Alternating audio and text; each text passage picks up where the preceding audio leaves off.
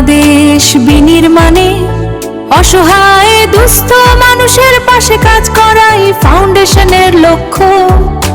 Khaleda Zia foundation, সবার আগে বাংলাদেশ, সবার আগে বাংলাদেশ।